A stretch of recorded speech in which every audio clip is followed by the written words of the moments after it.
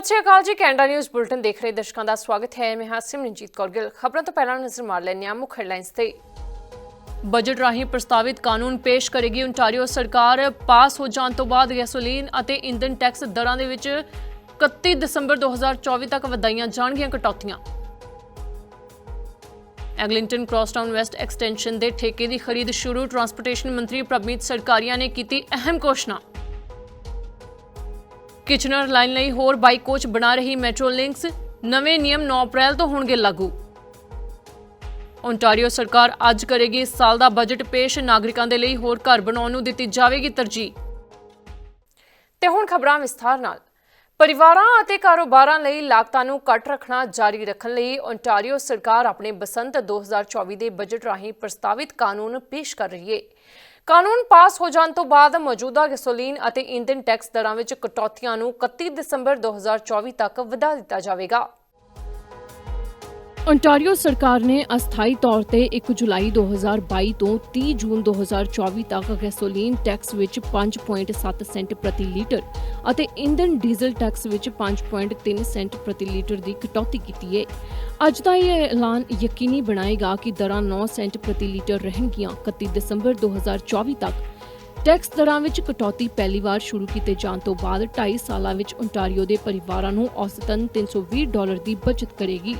Gasoline ਅਤੇ ਇੰਧਨ tax ਦਰਾਂ ਵਿੱਚ ਕਟੌਤੀ ਲਈ ਪ੍ਰਸਤਾਵਿਤ ਵਿਸਥਾਰ ਲੋਕਾਂ ਦੀਆਂ ਜੇਬਾਂ ਵਿੱਚ ਵਧੇਰੇ ਪੈਸਾ ਵਾਪਸ ਪਾਉਣ ਵਿੱਚ ਸਹਾਇਤਾ ਲਈ ਸਰਕਾਰ ਦੇ ਵਾਧੂ ਉਪਾਵਾਂ ਤੇ ਆਧਾਰਿਤ ਹੈ। Friends, 1 week from today on April the 1st, the federal government will be raising its terrible carbon tax by a staggering 23%. This increase is going to raise the price at the pumps by an additional 3 cents per litre of gas. Starting next week, the total cost of the federal carbon tax will be 17.6 cents per litre of gas, increasing everything that moves. This tax is costing hardworking people more money to drive to work or drop off the kids to hockey practice. It's going to increase the cost of everything. It's going to hurt every single person in Ontario. So once again, I'm calling on the federal government to not make life more expensive for Ontario families. I urge you to immediately scrap next week's tax hike. And it's not too late. And friends, don't be fooled. Bonnie Crombie continues to support carbon taxes and this tax increase. The queen of the carbon tax won't speak out against next week's tax hike. In fact, her committee, the one she handpicked to study carbon taxes, every single one of them is on record supporting a carbon tax. They aren't fooling anyone. Unlike Bonnie and the Liberals, our government will never support a carbon tax. In fact, our government has never raised a tax on people or businesses. Instead, we're cutting taxes. We're keeping costs down. ਜ਼ਿਕਰਯੋਗ ਹੈ ਕਿ ਸਰਕਾਰ 26 March ਨੂੰ ਜਾਰੀ ਹੋਣ ਵਾਲੇ 2024 ਦੇ budget ਵਿੱਚ ਪਰਿਵਾਰਾਂ ਤੇ ਕਾਰੋਬਾਰਾਂ ਲਈ ਲਾਗਤਾਂ ਨੂੰ ਘੱਟ ਰੱਖਣ ਦੀ ਆਪਣੀ ਯੋਜਨਾ ਬਾਰੇ ਹੋਰ ਜਾਣਕਾਰੀ ਪ੍ਰਦਾਨ ਕਰੇਗੀ। ਦੱਸ ਦਈਏ ਕਿ 1 ਅਪ੍ਰੈਲ 2024 ਨੂੰ ਕਾਰਬਨ ਟੈਕਸ ਦੀਆਂ ਕੀਮਤਾਂ ਵਿੱਚ 23% ਵਾਧਾ ਕੀਤਾ ਜਾ ਰਿਹਾ ਹੈ। ਓਨਟਾਰੀਓ ਫੈਡਰਲ ਸਰਕਾਰ ਨੂੰ ਫੈਡਰਲ ਕਾਰਬਨ ਟੈਕਸ ਨੂੰ ਖਤਮ ਕਰਨ ਦੀ ਮੰਗ ਕਰ ਰਿਹਾ ਹੈ। ਓਨਟਾਰੀਓ ਦੇ ਟਰਾਂਸਪੋਰਟੇਸ਼ਨ ਮੰਤਰੀ ਪ੍ਰਭਮੀਤ ਸਰਕਾਰੀਆ ਨੇ ਘੋਸ਼ਣਾ ਕੀਤੀ ਹੈ ਕਿ ਪ੍ਰੋਵਿੰਸ਼ੀਅਲ ਸਰਕਾਰ ਐਗਲਿੰਗਟਨ ਕ੍ਰਾਸਟਾਊਨ ਵੈਸਟ ਐਕਸਟੈਂਸ਼ਨ ਲਈ ਠੇਕੇ ਦੀ ਖਰੀਦ ਸ਼ੁਰੂ ਕਰ ਰਹੀ ਹੈ। ਇਹ ਕਰਾਰਨਾਮਾ ਟੋਰਾਂਟੋ ਦੇ ਪੂਰਬੀ ਸਿਰੇ ਤੋਂ ਮਿਸਿਸਾਗਾ ਤੱਕ ਵਿਸਤ੍ਰਿਤ ਤੇਜ਼ ਲਾਈਟ ਰੇਲ ਲਾਈਨ ਦੇ ਨਾਲ 7 ਸਟੇਸ਼ਨਾਂ ਦੇ ਡਿਜ਼ਾਈਨ ਅਤੇ ਨਿਰਮਾਣ ਨੂੰ ਕਵਰ ਕਰੇਗਾ। ਸੂਬਾਈ ਸਰਕਾਰ ਨੇ ਸੋਮਵਾਰ ਨੂੰ ਘੋਸ਼ਣਾ ਕੀਤੀ ਕਿ ਉਹਨਾਂ ਨੇ Eglinton Crosstown West extension line rail line ਤੇ ਨਿਰਮਾਣ ਲਈ ਖਰੀਦ ਪ੍ਰਕਿਰਿਆ ਸ਼ੁਰੂ ਕਰ ਦਿੱਤੀ ਹੈ। ਟਰਾਂਸਪੋਰਟ ਮੰਤਰੀ ਪ੍ਰਭਮੀਤ ਸਰਕਾਰੀਆ ਦਾ ਕਹਿਣਾ ਹੈ ਕਿ ਇਹ ਕਦਮ ਹਜੇ ਤੱਕ ਖੁੱਲੀ ਐਗਲਿੰਗਟਨ LRT ਦੇ ਨਿਰਮਾਣ ਵੱਲ ਇੱਕ ਹੋਰ ਕਦਮ ਹੈ। Today, I'm proud to announce that our government is taking another step forward to build the Eglinton Crosstown West extension, and that we are starting the procurement for the station, rail, and systems contract for the Eglinton Crosstown West extension. This contract will cover the design and construction of all 7 stations along the line, including architectural, structural, mechanical, and electrical work, fitting of the tunnels and elevated guideway with track and signals, installing fare collection systems, and much more. And perhaps more importantly, the modifications at Mount Dennis Station to connect the ECWE to the existing Eglinton Crosstown LRT. Beside me, as you have seen earlier, you'll see initial designs for 7 of the 7 new stations. And as we prepare for the final major contract to deliver this line. Our government knows transit keeps people moving and is a key driver of economic growth, connecting people not only to jobs, but also to friends and family, medical appointments, school, and so much more. And as we build Ontario for the future, we're using every lever at our disposal to get priority transit projects built as quickly as possible. As Toronto's population continues to grow, we cannot afford not to continue to invest in critical infrastructure that the future generations will rely on. Today is a historic next step on that mission. And with that, I want to thank everyone and pass it over to Mayor Chow to talk about what this announcement means for the people.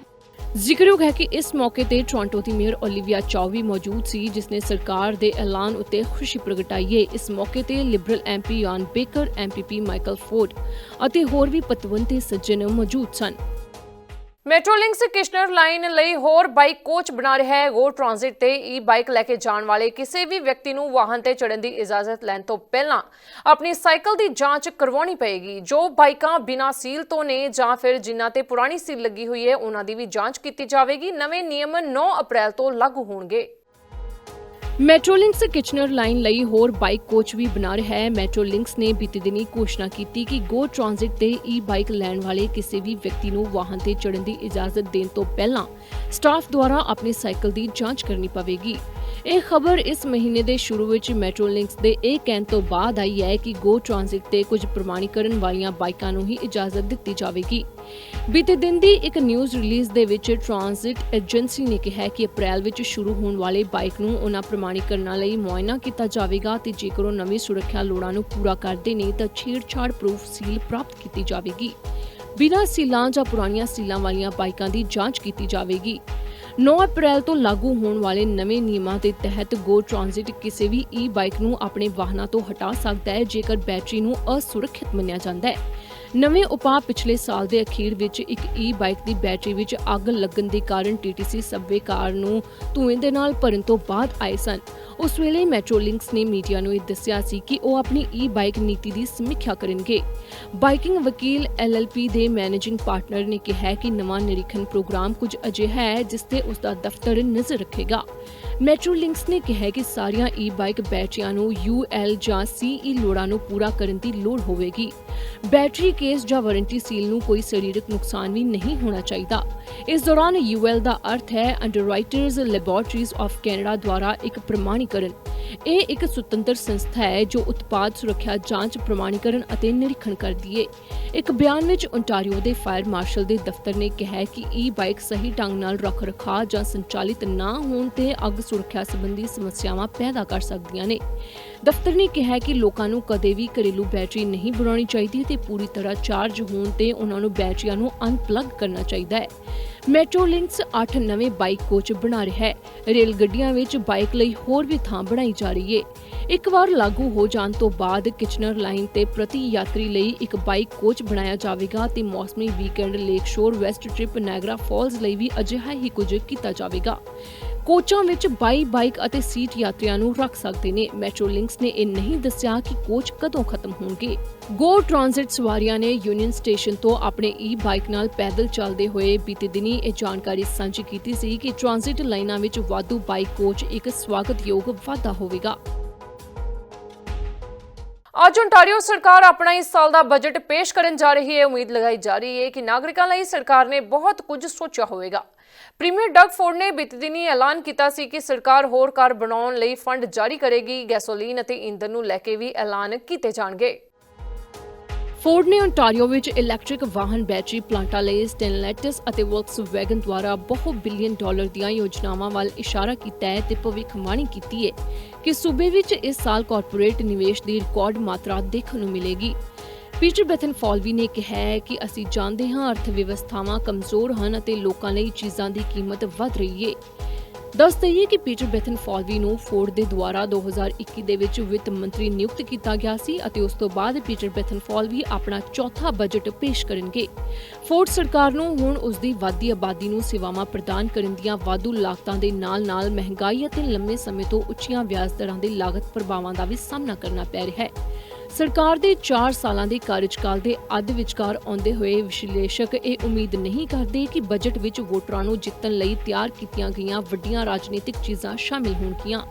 ਪਰ ਇਹ ਉਮੀਦ ਕਰਦੇ ਨੇ ਕਿ Ford ਨੂੰ ਲੋਕਾਂ ਦੀ ਰਹਿਣ-ਸਹਿਣ ਦੀ ਲਾਗਤ ਨਾਲ ਸਿੱਝਣ ਵਿੱਚ ਮਦਦ ਕਰਨ ਦੇ ਲਈ ਇਹ ਬਜਟ ਪੇਸ਼ ਕੀਤਾ ਜਾਵੇਗਾ। ਗਰੀਬੀ ਵਿਰੋਧੀ ਸਮੂਹ ਦੱਸਦੇ ਨੇ ਕਿ ਸਰਕਾਰ ਨੇ ਵਾਧੇ ਖਰਚਿਆਂ ਨਾਲ ਸਿੱਝਣ ਵਿੱਚ ਮਦਦ ਕਰਨ ਲਈ ਓਨਟਾਰੀਓ ਵਰਕਰਸ ਪ੍ਰਾਪਤਕਰਤਾਵਾਂ ਦੀਆਂ ਜੇਬਾਂ ਵਿੱਚ ਵਾਧੂ ਪੈਸੇ ਨਹੀਂ ਪਾਏ। ਸਮਾਜਿਕ ਸਹਾਇਤਾ ਪ੍ਰੋਗਰਾਮ ਇੱਕ ਇਕੱਲੇ ਮਾਤਾ ਜਾਂ ਪਿਤਾ ਨੂੰ ਇੱਕ ਬੱਚੇ ਲਈ $642 ਪ੍ਰਤੀ ਮਹੀਨਾ ਆਸਰਾ ਅਤੇ $360 ਬੁਨਿਆਦੀ ਲੋੜਾਂ ਪ੍ਰਦਾਨ ਕਰਦਾ ਹੈ। ਪ੍ਰੀਮੀਅਰ ਫੋਰਡ ਨੇ 2018 ਵਿੱਚ ਅਹੁਦਾ ਸੰਭਾਲਣ ਤੋਂ ਬਾਅਦ ਕੋਈ ਵੀ ਰਕਮ ਨਹੀਂ ਬਦਲੀ। ਬੀਤੇ ਦਿਨ ਫੋਰਡ ਨੇ ਡਰਾਈਵਰਾਂ ਨੂੰ ਨਿਸ਼ਾਨਾ ਬਣਾਉਣ ਵਾਲੇ ਇੱਕ ਹੋਰ ਉਪਾਅ ਦੀ ਘੋਸ਼ਣਾ ਕੀਤੀ ਸੀ। ਇੱਕ ਡਰਾਈਵਰ ਜੋ ਹਫ਼ਤੇ ਵਿੱਚ ਇੱਕ ਵਾਰ 50 ਲੀਟਰ ਦੀ ਟੈਂਕੀ ਭਰਦਾ ਹੈ, ਗੈਸ ਟੈਕਸ ਵਿੱਚ ਕਟੌਤੀ ਦਾ ਮਤਲਬ ਹੈ ਕਿ ਲਗਭਗ $150 ਪ੍ਰਤੀ ਸਾਲ ਦੀ ਬਚਤ। ਸੂਬਾਈ ਖਜ਼ਾਨੇ ਲਈ ਇਸ ਦਾ ਮਤਲਬ ਹੈ ਕਿ $1.2 ਬਿਲੀਅਨ ਪ੍ਰਤੀ ਸਾਲ ਦਾ ਮਾਲੀਆ ਛੱਡਣਾ। ਇਹ ਲਗਭਗ $1 ਬਿਲੀਅਨ ਮਾਲੀਏ ਤੋਂ ਇਲਾਵਾ ਹੈ ਜੋ ਸਰਕਾਰ ਨੇ ਯਾਤਰੀ ਵਾਹਨਾਂ ਲਈ ਰਜਿਸਟ੍ਰੇਸ਼ਨ ਫੀਸਾਂ ਨੂੰ ਖਤਮ ਕਰਕੇ 2022 ਤੋਂ ਸਾਲਾਨਾ ਛੱਡ ਦਿੱਤੀ ਹੈ।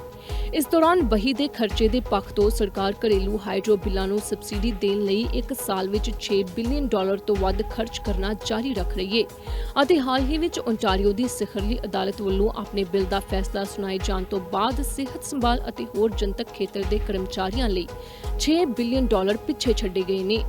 ਤਨਖਾਹ ਵਾਧੇ ਤੇ 124 ਕੈਪ ਚਾਰਟਰ ਦੀ ਉਲੰਘਣਾ ਕੀਤੀ ਗਈ ਹੈ। ਫੋਰਡ ਨੇ ਵਾਅਦਾ ਕੀਤਾ ਹੈ ਕਿ 2031 ਤੱਕ ਓਨਟਾਰੀਓ ਵਿੱਚ 1.5 ਮਿਲੀਅਨ ਨਵੇਂ ਘਰ ਬਣਾਏ ਜਾਣਗੇ। ਫੋਰਡ ਨੇ ਪਿਛਲੇ ਹਫ਼ਤੇ ਐਲਾਨ ਕੀਤਾ ਸੀ ਕਿ ਬਜਟ ਵਿੱਚ ਨਗਰਪਾਲਿਕਾਵਾਂ ਨੂੰ ਨਵਾਂ ਬੁਨਿਆਦੀ ਢਾਂਚਾ ਬਣਾਉਣ ਵਿੱਚ ਮਦਦ ਕਰਨ ਲਈ $1.8 ਬਿਲੀਅਨ ਦਾ ਨਵਾਂ ਫੰਡ ਵੀ ਸ਼ਾਮਿਲ ਕੀਤਾ ਜਾਵੇਗਾ। ਸ਼ਹਿਰਾਂ ਨੇ ਕਿਹਾ ਕਿ ਪਾਣੀ ਅਤੇ ਸੀਵਰੇਜ ਦੀ ਸਮਰੱਥਾ ਦੀ ਕਮੀ ਨੇ ਮਕਾਨ ਬਣਾਉਣ ਦੀ ਉਹਨਾਂ ਦੀ ਸਮਰੱਥਾ ਦੇ ਵਿੱਚ ਰੁਕਾਵਟ ਪਾਈ ਹੈ। ਵਿੱਤ ਮੰਤਰੀ ਬੈਥਨ ਫਾਲਵੀ ਨੇ ਪਿਛਲੀ ਗਿਰਾਵਟ ਦਾ ਸੰਕੇਤ ਦਿੱਤਾ ਸੀ ਕਿ ਇਸ ਸਾਲ ਦੇ ਬਜਟ ਵਿੱਚ ਘਾਟੇ ਨੂੰ ਖਤਮ ਕਰਨ ਦੇ ਉਸਦੇ ਪਿਛਲੇ ਟੀਚੇ ਨੂੰ 2025 ਤੇ 2026 ਤੱਕ ਵਾਪਸ ਤੱਕ ਦਿੱਤਾ ਜਾਵੇਗਾ। ਦੱਸ ਦਈਏ ਕਿ ਸਾਲ 2023 ਤੇ 24 ਦੇ ਘਾਟੇ ਲਈ ਸਰਕਾਰ ਦਾ ਤਾਜ਼ਾ ਅਨੁਮਾਨ $4.5 ਬਿਲੀਅਨ ਹੈ। ਤੇ ਉਧਰ ਅਲਬਰਟਾ ਵਿੱਚ ਪੜ੍ਹਾਈ ਕਰ ਰਹੇ ਪੋਸਟ ਸੈਕੰਡਰੀ ਵਿਦਿਆਰਥੀਆਂ ਨੂੰ ਕਰਜ਼ਿਆਂ ਦਾ ਸਹਾਰਾ ਲੈਣਾ ਪੈ ਰਿਹਾ ਹੈ। ਸਰਕਾਰ ਨੇ ਵਿਦਿਆਰਥੀ ਕਰਜ਼ਿਆਂ ਲਈ ਅਲਾਟ ਕੀਤੀ ਰਕਮ ਨੂੰ ਦੁੱਗਣਾ ਕਰ ਦਿੱਤਾ ਹੈ। ਪੋਸਟ ਸੈਕੰਡਰੀ ਵਿਦਿਆਰਥੀ ਪਹਿਲਾਂ ਹੀ ਕਿਫਾਇਤੀ ਸੰਕਟ ਦੇ ਨਾਲ ਜੂਝ ਰਹੇ ਸਨ। ਅਲਬਰਟਾ ਸਰਕਾਰ ਨੇ ਪਿਛਲੇ 5 ਸਾਲਾਂ ਵਿੱਚ ਵਿਦਿਆਰਥੀ ਕਰਜ਼ਿਆਂ ਲਈ ਅਲਾਟ ਕੀਤੀ ਰਕਮ ਨੂੰ ਦੁੱਗਣਾ ਕਰ ਦਿੱਤਾ ਹੈ ਕਿਉਂਕਿ ਵਧੇਰੇ ਵਿਦਿਆਰਥੀ ਪੋਸਟ ਸੈਕੰਡਰੀ ਪ੍ਰੋਗਰਾਮਾਂ ਵਿੱਚ ਸ਼ਾਮਿਲ ਹੋਣ ਲਈ ਉਧਾਰ ਲੈਣ ਤੇ ਨਿਰਭਰ ਕਰਦੇ ਨੇ। ਨਵੇਂ ਵਿੱਤੀ ਰਿਕਾਰਡ ਦਰਸਾਉਂਦੇ ਨੇ ਕਿ ਸਰਕਾਰ ਨੇ ਮੰਗ ਨੂੰ ਪੂਰਾ ਕਰਨ ਲਈ ਪਿਛਲੇ 2 ਸਾਲਾਂ ਦੌਰਾਨ ਵਿਦਿਆਰਥੀ ਕਰਜ਼ਿਆਂ ਤੇ ਉਮੀਦ ਤੋਂ ਵੱਧ $279 ਮਿਲੀਅਨ ਖਰਚ ਕੀਤੇ ਨੇ ਤੇ ਉੱਨਤ ਸਿੱਖਿਆ ਮੰਤਰੀ ਰਾਜਨ ਸਾਨੀ ਦਾ ਕਹਿਣਾ ਹੈ ਕਿ ਪ੍ਰਾਈਵੇਟ ਕੈਰੀਅਰ ਕਾਲਜਾਂ ਲਈ ਕਰਜ਼ੇ ਵਧ ਗਏ ਨੇ। Council of Alberta university students ਦੇ ਚੇਅਰ ਕ੍ਰਿਸ ਬੀਸਲੇ ਦਾ ਕਹਿਣਾ ਹੈ ਕਿ ਲਾਗਤ ਵਿੱਚ ਵਾਧਾ ਸਰਕਾਰ ਲਈ ਇੱਕ ਜਾਗਦਾ ਕਾਲ ਹੋਣਾ ਚਾਹੀਦਾ ਹੈ ਕਿ ਪੋਸਟ ਸੈਕੰਡਰੀ ਵਿਦਿਆਰਥੀ ਕਿਫਾਇਤੀ ਸੰਕਟ ਦੇ ਨਾਲ ਜੂਝ ਰਹੇ ਨੇ। ਉਨ੍ਹਾਂ ਕਿਹਾ ਕਿ ਵਿਦਿਆਰਥੀ ਇਸ ਸਰਕਾਰ ਨੂੰ ਦੱਸ ਰਹੇ ਨੇ ਕਿ ਲੋੜ ਪ੍ਰਮੁੱਖ ਹੈ ਅਤੇ ਅਸੀਂ ਹੋਰ ਕਿਫਾਇਤੀ ਉਪਾਵਾਂ ਦੀ ਤਲਾਸ਼ ਕਰ ਰਹੇ ਹਾਂ। 2018 ਤੇ 19 ਸਕੂਲੀ ਸਾਲ ਅਤੇ 2022-23 ਦੇ ਵਿਚਾਲੇ ਪ੍ਰੋਵਿੰਸ਼ੀਅਲ ਆંકੜਿਆਂ ਦੇ ਮੁਤਾਬਿਕ ਜਨਤਕ ਤੌਰ ਤੇ ਫੰਡ ਪ੍ਰਾਪਤ ਅਲਬਰਟਾ ਪੋਸਟ ਸੈਕੰਡਰੀ ਸੰਸਥਾਵਾਂ ਵਿੱਚ ਸ਼ਾਮਿਲ ਹੋਣ ਵਾਲੇ ਵਿਦਿਆਰਥੀਆਂ ਦੀ ਗਿਣਤੀ ਲਗਭਗ 2% ਵੱਧ ਕੇ 2,74,459 ਪਾਰਟ ਅਤੇ ਫੁੱਲ ਟਾਈਮ ਵਿਦਿਆਰਥੀਆਂ ਤੱਕ ਪਹੁੰਚ ਗਈ ਹੈ। Alberta association of career college ਦੀ ਵੈਬਸਾਈਟ ਦਾ ਕਹਿਣਾ ਹੈ ਕਿ ਪਿਛਲੇ ਸਾਲ ਪ੍ਰਾਈਵੇਟ ਸੰਸਥਾਵਾਂ ਵਿੱਚ ਹੋਰ 26,500 ਵਿਦਿਆਰਥੀ ਦਾਖਲ ਹੋਏ ਸਨ। ਉਸੇ 5 ਸਾਲਾਂ ਦੇ ਅਰਸੇ ਦੌਰਾਨ ਉੱਨਤ ਸਿੱਖਿਆ ਮੰਤਰਾਲੇ ਦੁਆਰਾ ਪ੍ਰਦਾਨ ਕੀਤੇ ਗਏ ਅੰਕੜਿਆਂ ਅਨੁਸਾਰ ਸੂਬਾਈ ਵਿਦਿਆਰਥੀ ਕਰਜ਼ਾ ਪ੍ਰਾਪਤ ਕਰਨ ਵਾਲੇ ਵਿਦਿਆਰਥੀਆਂ ਦੀ ਗਿਣਤੀ 47% ਵੱਧ ਕੇ 1,24,482 ਵਿਦਿਆਰਥੀਆਂ ਤੱਕ ਪਹੁੰਚ ਗਈ ਹੈ। 31 ਮਾਰਚ 2024 ਨੂੰ ਸਮਾਪਤ ਹੋਣ ਵਾਲੇ ਵਿੱਤੀ ਸਾਲ ਲਈ ਨਵੇਂ ਸਰਕਾਰੀ ਖਰਚੇ ਦੇ ਅੰਦਾਜ਼ੇ ਅਤੇ MLA ਦੀ ਮਨਜ਼ੂਰੀ ਦੀ ਲੋੜ ਦਿਖਾਉਂਦੇ ਨੇ ਕਿ ਸੂਬੇ ਨੂੰ ਵਿਦਿਆਰਥੀ ਕਰਜ਼ਿਆਂ ਲਈ ਇਸ ਸਾਲ ਵਾਧੂ $201 ਮਿਲੀਅਨ ਦੀ ਲੋੜ ਹੈ ਅਤੇ ਪਿਛਲੇ ਸਾਲ ਵਿਦਿਆਰਥੀਆਂ ਦੀ ਅਣਕਿਆਸੀ ਮੰਗ ਨੂੰ ਪੂਰਾ ਕਰਨ ਲਈ ਹੋਰ $77.8 ਮਿਲੀਅਨ ਦੀ ਵੀ ਲੋੜ ਹੈ। ਸਾਲ 2023 ਤੇ 24 ਵਿੱਚ ਵਿਦਿਆਰਥੀਆਂ ਲਈ ਸੂਬਾਈ ਕਰਜ਼ੇ ਹੁਣ $1.26 ਬਿਲੀਅਨ ਨੇ। 2018-19 ਵਿੱਚ ਇਹ ਸੰਖਿਆ $638 ਮਿਲੀਅਨ ਸੀ। ਉੱਨਤ ਸਿੱਖਿਆ ਮੰਤਰੀ ਸਾਨੀ ਦਾ ਕਹਿਣਾ ਹੈ ਕਿ ਉਹਨਾਂ ਦਾ ਵਿਭਾਗ ਹੁਣ ਕੁਝ ਇਮਾਨਦਾਰੀ ਦੇ ਮੁੱਦਿਆਂ ਦੀ ਜਾਂਚ ਕਰ ਰਿਹਾ ਹੈ ਕਿਉਂਕਿ ਇਸ ਸਾਲ ਉਧਾਰ ਦਿੱਤੇ ਗਏ 52% ਪੈਸੇ ਨੂੰ ਪ੍ਰਾਈਵੇਟ ਕੈਰੀਅਰ ਕਾਲਜਾਂ ਵਿੱਚ ਦਾਖਲਾ ਲੈਣ ਵਾਲੇ ਵਿਦਿਆਰਥੀਆਂ ਨੂੰ ਦਿੱਤਾ ਜਾਂਦਾ ਹੈ। ਹਾਲਾਂਕਿ ਸਰਕਾਰ ਨੇ ਜ਼ਿਆਦਾਤਰ ਟਿਊਸ਼ਨ ਵਾਧੇ ਨੂੰ ਪ੍ਰਤੀ ਸਾਲ 2% ਦੀ ਦਰ ਨਾਲ ਸੀਮਿਤ ਕੀਤਾ ਹੈ। ਵਿਸ਼ੇਸ਼ ਪ੍ਰੋਗਰਾਮ ਛੋਟਾਂ ਦੀ ਮੰਗ ਕਰ ਸਕਦੇ ਨੇ ਤੇ ਅੰਤਰਰਾਸ਼ਟਰੀ ਵਿਦਿਆਰਥੀ ਟਿਊਸ਼ਨ ਨੂੰ ਕੈਪ ਵਿੱਚ ਸ਼ਾਮਿਲ ਨਹੀਂ ਕੀਤਾ ਗਿਆ। ਸਟੈਟਿਸਟਿਕਸ ਕੈਨੇਡਾ ਨੇ ਪਿਛਲੇ ਸਾਲ ਅਲਬਰਟਾ ਵਿੱਚ ਔਸਤ ਪੋਸਟ ਸੈਕੰਡਰੀ ਟਿਊਸ਼ਨ $7,546 ਦਾ ਅਨੁਮਾਨ ਲਾਇਆ ਹੈ ਜੋ ਕਿ ਰਾਸ਼ਟਰੀ ਔਸਤ ਨਾਲੋਂ ਵੱਧ ਸੀ ਅਤੇ ਸੂਬੇ ਵਿੱਚ 4 ਸਾਲ ਪਹਿਲਾਂ ਨਾਲੋਂ 33% ਵੱਧ ਸੀ। 2024 ਸੂਬਾਈ ਬਜਟ ਲੋੜਾਂ ਆਧਾਰਿਤ ਗ੍ਰਾਂਟਾਂ ਵਿੱਚ ਥੋੜੀ ਜਿਹੀ ਕਮੀ ਦਾ ਪ੍ਰਸਤਾਵ ਕਰਦਾ ਹੈ ਜਿਸ ਦਾ ਵਿਦਿਆਰਥੀਆਂ ਨੂੰ ਵਾਪਸ ਭੁਗਤਾਨ ਨਹੀਂ ਕਰਨਾ ਪੈਂਦਾ। ਸਾਨੀ ਨੇ ਕਿਹਾ ਕਿ ਸਰਕਾਰ ਨੇ ਉਸ ਪ੍ਰੋਗਰਾਮ ਨੂੰ ਸਬਸਿਡੀ ਵਾਲੇ ਕਮ ਏਕੀਕ੍ਰਿਤ ਸਿਖਲਾਈ ਪ੍ਰੋਗਰਾਮ ਦੇ ਨਾਲ ਬਦਲ ਦਿੱਤਾ ਹੈ। ਕਰਜ਼ਿਆਂ ਤੇ ਵਿਦਿਆਰਥੀਆਂ ਦੀ ਵੱਧਦੀ ਨਿਰਭਰਤਾ ਉਦੋਂ ਆਉਂਦੀ ਹੈ ਕਿਉਂਕਿ ਸਰਕਾਰ ਪੋਸਟ ਸੈਕੰਡਰੀ ਸੰਸਥਾਵਾਂ ਨੂੰ ਕਹਿੰਦੀ ਹੈ ਕਿ ਉਹਨਾਂ ਨੂੰ ਫੰਡਿੰਗ ਲਈ ਸੂਬਾਈ ਸਰਕਾਰ ਤੇ ਘੱਟ ਭਰੋਸਾ ਕਰਨਾ ਚਾਹੀਦਾ ਹੈ। 2024 ਦੇ ਬਜਟ ਦਸਤਾਵੇਜ਼ਾਂ ਵਿੱਚ ਕਿਹਾ ਗਿਆ ਹੈ ਕਿ ਪੋਸਟ ਸੈਕੰਡਰੀ ਸੰਸਥਾਵਾਂ ਨੇ 2022-23 ਵਿੱਚ ਸੂਬੇ ਤੋਂ ਆਪਣੇ ਮਾਲੀਏ ਦਾ 47% ਪ੍ਰਾਪਤ ਕੀਤਾ ਹੈ ਅਤੇ ਉਹ ਸਾਲ 2026-27 ਤੱਕ ਇਸ ਨੂੰ ਘਟਾ ਕੇ 42% ਕਰਨਾ ਚਾਹੁੰਦੇ ਨੇ। ਕੈਨੇਡਾ ਦੇ ਵੱਖ-ਵੱਖ ਸੂਬਿਆਂ ਦੀ ਸਰਕਾਰ ਹੋਰ ਘਰ ਬਣਾਉਣ ਨੂੰ ਤਰਜੀਹ ਦੇ ਰਹੀ ਹੈ। ਸਰਕਾਰ ਜ਼ਿਆਦਾ ਘਰ ਬਣਾ ਕੇ ਰਿਹਾਇਸ਼ੀ ਸੰਕਟ ਨੂੰ ਹੱਲ ਕਰਨ ਲਈ ਹੀਲੇ ਵਸੀਲੇ ਕਰਦੀ ਨਜ਼ਰ ਆ ਰਹੀ ਹੈ। ਅੱਜ ਫੈਡਰਲ ਸਰਕਾਰ ਕੈਲਗਰੀ ਦੇ ਵਿੱਚ ਰਿਹਾਇਸ਼ਾਂ ਸੰਬੰਧੀ ਐਲਾਨ ਕਰਨ ਜਾ ਰਹੀ ਹੈ। ਸੰਸਦ ਮੈਂਬਰ ਜਾਰਜ ਚਾਹਲ ਹਾਊਸਿੰਗ ਸੰਬੰਧੀ ਜਾਣਕਾਰੀ ਸਾਂਝੀ ਕਰਨਗੇ। ਫੈਡਰਲ ਸਰਕਾਰ ਅੱਜ ਸਵੇਰੇ ਕੈਲਗਰੀ ਵਿੱਚ ਰਿਹਾਇਸ਼ ਦਾ ਐਲਾਨ ਕਰੇਗੀ। ਕੈਲਗਰੀ ਦੇ ਸੰਸਦ ਮੈਂਬਰ ਜਾਰਜ ਚਾਹਲ ਸਵੇਰੇ ਫੈਡਰਲ ਹਾਊਸਿੰਗ ਮੰਤਰੀ ਦੀ ਤਰਫੋਂ ਇਸ ਦੇ ਵੇਰਵੇ ਪ੍ਰਦਾਨ ਕਰਨਗੇ। ਮੇਅਰ ਜੋਤੀ ਗੰਡੋਕ ਅਤੇ ਕਈ ਹਾਊਸਿੰਗ ਸੰਸਥਾਵਾਂ ਵੀ ਇਸ ਸਮਾਗਮ ਵਿੱਚ ਆਉਣ ਵਾਲੀਆਂ ਨੇ। ਇਹ ਘੋਸ਼ਣਾ ਸ਼ਹਿਰ ਤੋਂ ਇੱਕ ਵਿਵਾਦਪੂਰਨ ਨਵੀਂ ਰੀਜ਼ੋਨਿੰਗ ਯੋਜਨਾ ਦੀ ਅੱਡੀ ਤੇ ਕੀਤੀਆਂ ਜਾ ਰਹੀਆਂ ਨੇ। ਸਿਟੀ ਕਾਉਂਸਲ ਨੇ ਸਤੰਬਰ ਵਿੱਚ ਇੱਕ ਨਵੀਂ ਹਾਊਸਿੰਗ ਰਣਨੀਤੀ ਪਾਸ ਕੀਤੀ ਸੀ। ਇਸ ਦਾ ਇੱਕ ਵੱਡਾ ਹਿੱਸਾ ਇੱਕ ਕੰਬਲ ਰੀਜ਼ੋਨਿੰਗ ਸੀ ਜਿਸ ਨਾਲ ਉੱਚ ਘਣਤਾ ਵਾਲੇ ਘਰਾਂ ਜਿਵੇਂ ਕਿ ਵਿਕਸਿਤ ਭਾਈਚਾਰਿਆਂ ਵਿੱਚ ਬਣਾਏ ਜਾ ਸਕਦੇ ਨੇ। ਉਸ ਸਮੇਂ ਗੌਂਡੈਕ ਨੇ ਚਿੰਤਾਵਾਂ ਜ਼ਾਹਿਰ ਕਰਨ ਲਈ ਸੋਸ਼ਲ ਮੀਡੀਆ ਤੇ ਇੱਕ ਪੋਸਟ ਸਾਂਝੀ ਕੀਤੀ ਸੀ ਕਿ ਆਟਵਾ ਰਣਨੀਤੀ ਨੂੰ ਫੰਡ ਨਹੀਂ ਦੇਵੇਗਾ ਜਦ ਤੱਕ ਜ਼ੋਨਿੰਗ ਕਾਨੂੰਨਾਂ ਨੂੰ ਨਹੀਂ ਬਦਲਿਆ ਜਾਂਦਾ। ਪਿਛਲੇ ਸਾਲ ਦੇ ਅੰਤ ਦੇ ਨੇੜੇ ਫੈਡਰਲ ਸਰਕਾਰ ਕੈਲਗਰੀ ਨੂੰ $228 ਮਿਲੀਅਨ ਦੇਣ ਲਈ ਸਹਿਮਤ ਹੋ ਗਈ ਸੀ ਜਦ ਤੱਕ ਕਿ ਕੌਂਸਲ ਦੁਆਰਾ ਰੀਜ਼ੋਨਿੰਗ ਪਾਸ ਕੀਤੀ ਜਾਂਦੀ ਸੀ। ਹਾਊਸਿੰਗ ਐਕਸਲਰੇਟਰ ਫੰਡ ਦੇ ਹਿੱਸੇ ਵਜੋਂ ਲਗਭਗ 7,000 ਨਵੇਂ ਘਰਾਂ ਦੇ ਨਿਰਮਾਣ ਲਈ 4 ਸਾਲਾਂ ਦੀ ਮਿਆਦ ਵਿੱਚ ਪੈਸੇ ਦਾ ਭੁਗਤਾਨ ਕੀਤਾ ਜਾਵੇਗਾ। ਅੱਜ ਦੇ ਕੈਨੇਡਾ ਨਿਊਜ਼ ਬੁਲਟਨ ਵਿੱਚ ਬਸ ਇੰਨਾ ਹੀ। ਜਾਂਦੇ ਇੱਕ ਵਾਰ ਫਿਰ ਨਜ਼ਰ ਮਾਰ ਲੈਂਦੇ ਹਾਂ ਮੁੱਖ ਹੈਡਲਾਈਨਸ ਤੇ। ਬਜਟ ਰਾਹੀਂ ਪ੍ਰਸਤਾਵਿਤ ਕਾਨੂੰਨ ਪੇਸ਼ ਕਰੇਗੀ ਓਨਟਾਰੀਓ ਸਰਕਾਰ। ਪਾਸ ਹੋ ਜਾਣ ਤੋਂ ਬਾਅਦ ਗੈਸੋਲੀਨ ਅਤੇ ਇੰਧਨ ਟੈਕਸ ਦਰਾਂ ਦੇ ਵਿੱਚ 31 ਦਸੰਬਰ 2024 ਤੱਕ ਵਧਾਈਆਂ ਜਾਣਗੀਆਂ ਕਟੌਤੀਆਂ। ਐਗਲਿੰਗਟਨ ਕ੍ਰਾਸਟਾਊਨ ਵੈਸਟ ਐਕਸਟੈਂਸ਼ਨ ਦੇ ਠੇਕੇ ਦੀ ਖਰੀਦ ਸ਼ੁਰੂ। ਟਰਾਂਸਪੋਰਟੇਸ਼ਨ ਮੰਤਰੀ ਪ੍ਰਭਮੀਤ ਸਰਕਾਰੀਆ ਨੇ ਕੀਤੀ ਅਹਿਮ ਘੋਸ਼ਣਾ। ਕਿਚਨਰ ਲਾਈਨ ਲਈ ਹੋਰ 22 ਕੋਚ ਬਣਾ ਰਹੀ ਮੈਟਰੋਲਿੰਕਸ। ਨਵੇਂ ਨਿਯਮ 9 ਅਪ੍ਰੈਲ ਤੋਂ ਹੋਣਗੇ ਲਾਗੂ। ਓਨਟਾਰੀਓ ਸਰਕਾਰ ਅੱਜ ਕਰੇਗੀ ਇਸ ਸਾਲ ਦਾ ਬਜਟ ਪੇਸ਼। ਨਾਗਰਿਕਾਂ ਦੇ ਲਈ ਹੋਰ ਘਰ ਬਣਾਉਣ ਨੂੰ ਦਿੱਤੀ ਜਾਵੇਗੀ ਤਰਜੀਹ। ਇਸ ਦੇ ਨਾਲ ਹੀ ਮੈਨੂੰ ਦਿਓ ਇਜਾਜ਼ਤ। ਕੱਲ ਫਿਰ ਮਿਲਾਂਗੇ ਨਵੀਆਂ ਤੇ ਤਾਜ਼ਾ ਖਬਰਾਂ ਦੇ ਨਾਲ। ਧੰਨਵਾਦ।